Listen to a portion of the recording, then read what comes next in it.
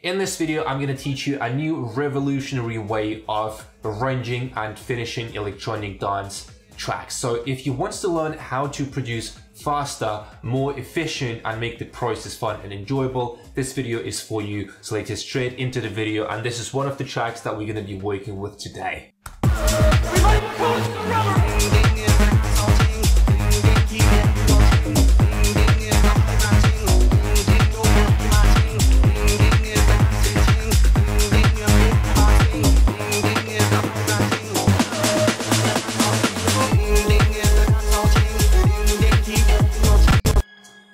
Alright, so this is the track, and now let's get straight into the video. Alright, the method that I'm going to teach you is called the block system, and to be honest with you, I'm a lazy dude. I don't like spending too much time on mixing, on production, on arrangement. As many of you, I just want to get things done quickly.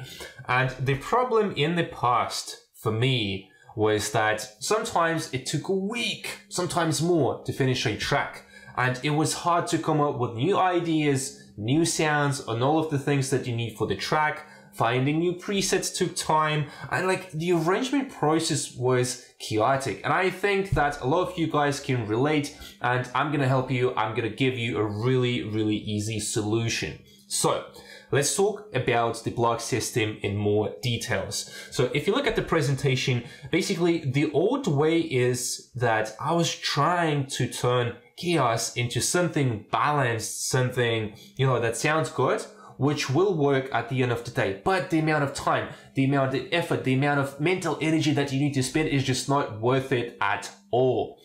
It's way, way better to have everything organized just like right away. Your presets, your libraries, your folders, like everything should be organized, everything should be easy. Because if you think to yourself, like, if my workflow is chaotic, how can I be efficient?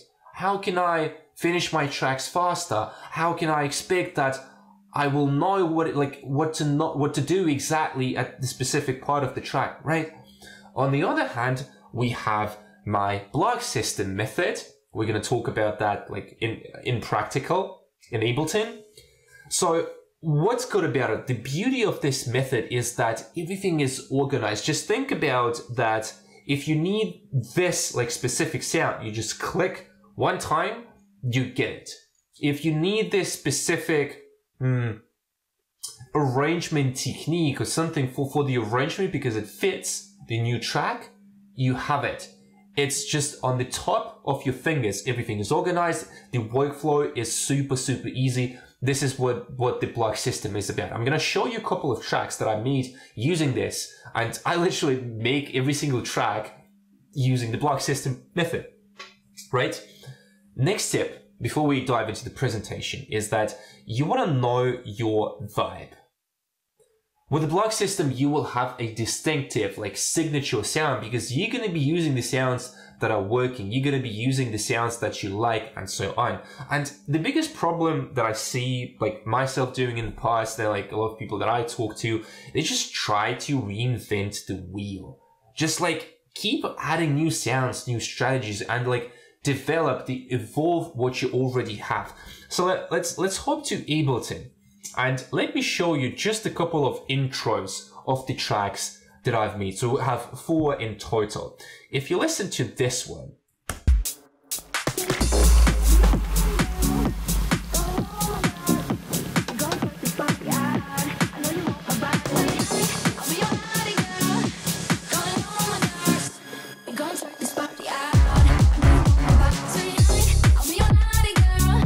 so that's the intro number 1. Let's listen to the second one, also like from the build-up.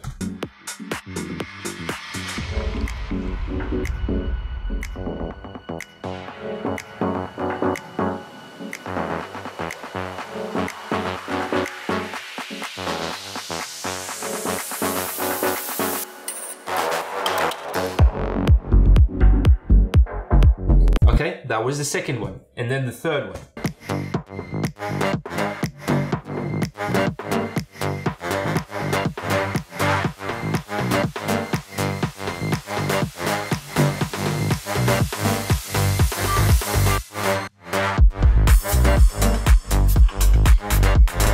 All right, now a question for you guys. How do you feel about the vibe of these tracks? What I can say from my end is that it's literally almost the same identical track, identical vibe, identical arrangement, pretty much, with just like slight different touch, slight different like variation in terms of the key of the track, the mood of the track, maybe the instruments that I'm using. I tell you what, I use the same sounds in every single track, like for real, even different genres. I just reuse the sounds that I have. So once again, don't reinvent the wheel. Just use what you have, work on that, develop, and keep adding new sounds, new strategies to your collection. Right, let me give you one more example. Boris Brejcha. His tracks are really cool, really amazing, but if you listen, it's pretty much the same vibe, just with different variation, different drop, key, maybe the instrument's a little bit different, but you will be able to understand that it's him. It's his vibe, it's his music, and the same that I want for you. And this tutorial, I'm not gonna give you like super specific, like 10 strategies for finishing your music faster, but I'm gonna give you some really, really valuable advice that I use for myself. So next thing, your library and the presets, and then we'll hop into Ableton. So what you want to do is you want to reuse all good sounds from your demos, finished tracks, unfinished tracks, just collect everything that you have. So let me show you in Ableton. I have this folder with my own samples. So this sound, I literally reused in a couple of like, I don't know, 3 or maybe 4 tracks. I used the same sound. It's the sound from this drop. Sorry, I reused this sound from the breakdown. So if you listen,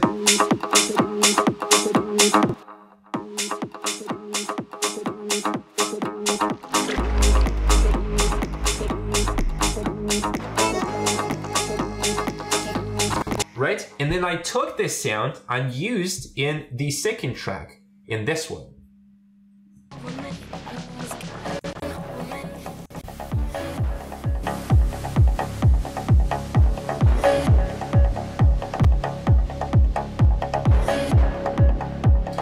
So the question is, why do you need to reinvent the wheel if you have something that has worked in the past? Something that sounds really freaking good.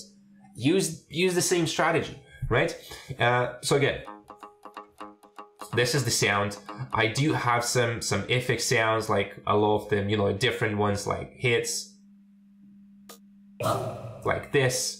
Whatever, and then we have samples from tracks. This is like a pretty cool folder. So let's say I'm looking for something specific, say like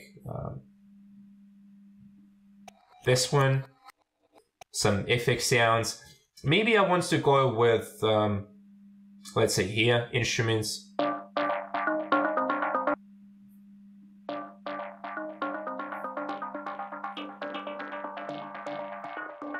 Then the lead sound, chords.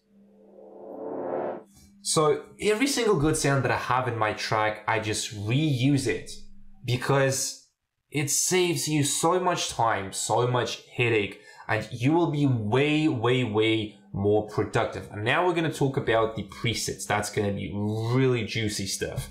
All right. So when making or tweaking presets, save them under a new name. And I'm not just talking about saving your presets in the synthesizers, right? There is a way more interesting strategy. So what I can show you is, let's for example take, let's take this one. I'm going to import it here. And you will see that there's already like a rack with a synthesizer, with a filter, and with the FX itself. So if I solo, I can already like press the,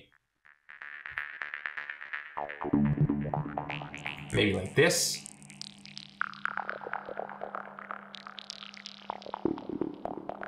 And the same thing you want to do for every single sound that you like, that you used in your tracks, because with one click, I can do that. I can do the same thing for like another sound that I use a lot. So for example, if I click on this one, right? again, I didn't have to go to find the plugin, find the preset, and so on. Show you one more example. This is a pretty cool sound that I like using a lot, also in my tracks.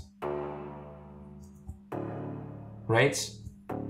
Same thing. With one click, I have everything ready, right? And you can see I organized them by category. So like the bass lines, atmospheres, chords, don't have a lot of them, leads, quite a few of lead sounds, plugs, and so on, pads. I mean, just think about the categories. But the main thing that I want you to understand is optimizing little things.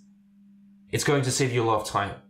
Because in the past, I was just like having same sound, and every time in a new project, I was like, oh, let's make it from scratch. This is stupid. You're just wasting time. You're just wasting energy. You may even lose inspiration if you do it this way. Don't do it. Just don't do it. It's not effective, right? So, hope it makes sense. Now, basically, to summarize, this is what will happen if you try to go with the chaotic sound, right? So, we actually have like, you know, something like this. But if you try to go with the chaotic way of doing things, what you're going to be doing is you're going to be trying to fit the sound that just doesn't work. And what's the point of doing that? It just doesn't make any sense, right? So don't do it. It's just not effective. And then the beauty of the system that I've just shown you, and we're going to talk more about that, is everything is organized and it's replaceable, right? You can see that I can just take one sound from one project and then use it in another one. And that's going to be so easy, right? And then again, talking about the structure of the track, I pretty much have the same structure in almost every single track. So I usually start, you can see the drop, I start at 30 seconds. The build up, the build-up is also like really similar. It's just like a snare. I drone the lead sound, some automation.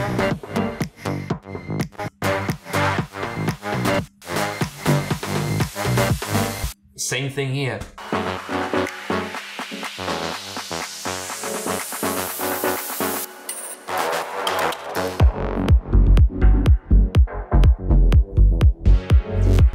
Right? So that's really the thing that I want you to understand. If you have tracks with really good arrangement, maybe you released on the label, you got feedback from your friends, you played in the club, just use it. Just use the same arrangement. Maybe you can tweak it. For example, in this one, there's just like, after the drop, there's no drums because I want to build the tension, the energy again.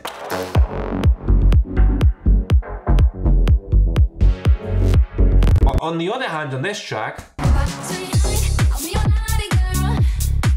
we have the drums, and then in the third one we also have the drums.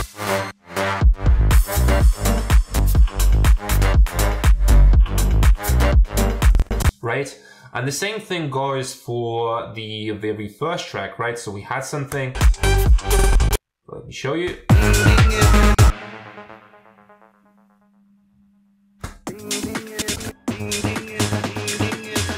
Same thing.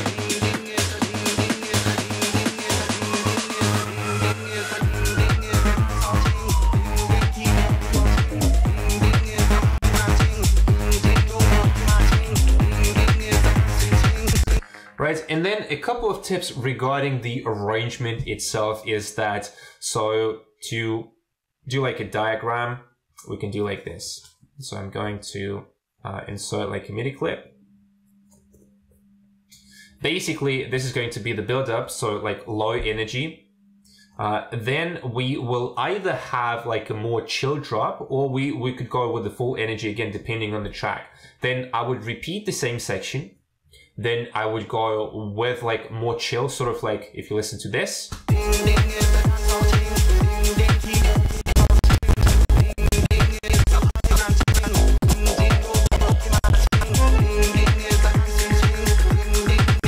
And then I would go back to more like chill, but not like super chill as it would be like in the break, but more like we go like a roller coaster. This is basically the best explanation of like the arrangement of electronic dance music. You just want to give people emotions, right? You want to surprise them.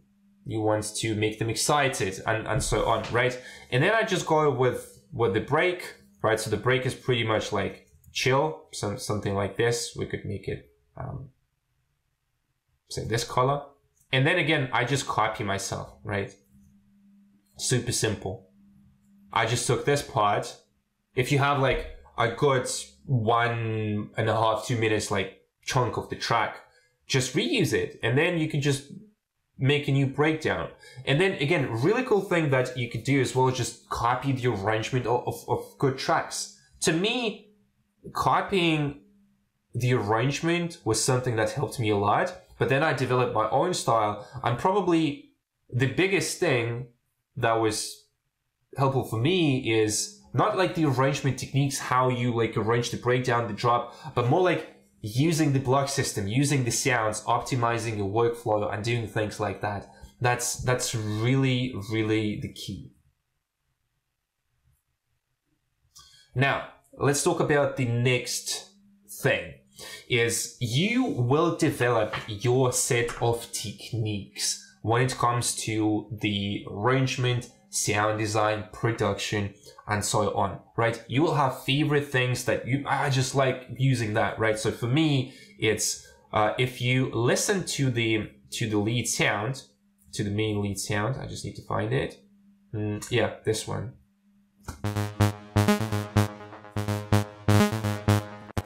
It's literally the same lead sound as you will hear in the third track, like in the beginning.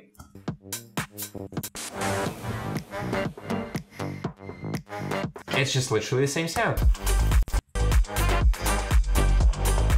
Same thing in this one.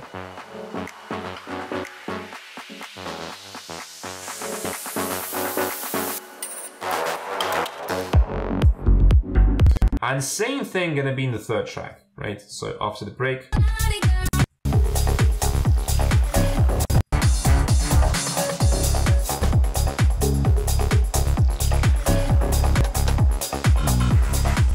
So you can hear I'm just reusing the sounds that already worked for me and so on, right? So every time when you make a track, there will be a place for sure where you can just reuse the same like drone, pad, lead sound, arrangement technique and so on. So take a look at your older tracks, what's been working for you well, and then just reuse it.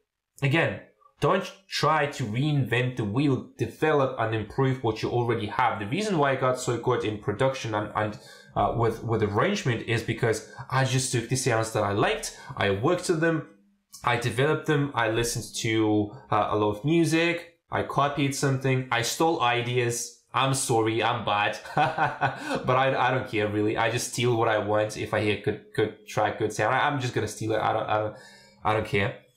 And yeah, that's really the biggest thing. And to show you this like in a visual way, let's say that you have like a finished track and there is a pattern that you can see. So why just trying to come up with something new when you can just change the context, but the pattern you can keep the same.